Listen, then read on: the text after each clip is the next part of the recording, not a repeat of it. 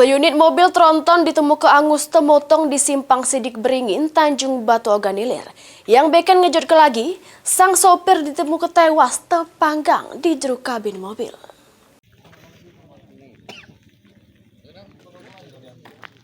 Seunit mobil tronton benopol B9098 UIU ditemukan angus temotong di Simpang Sidik Beringin, Kecamatan Tanjung Batu Oganilir.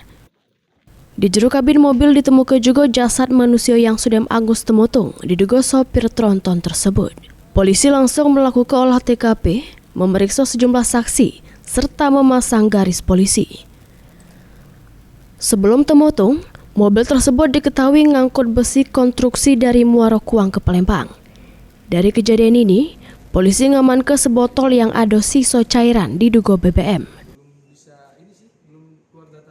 Berdasarkan hasil laporan yang kami terima di Bithumas, yaitu berupa botol yang ada bensinnya.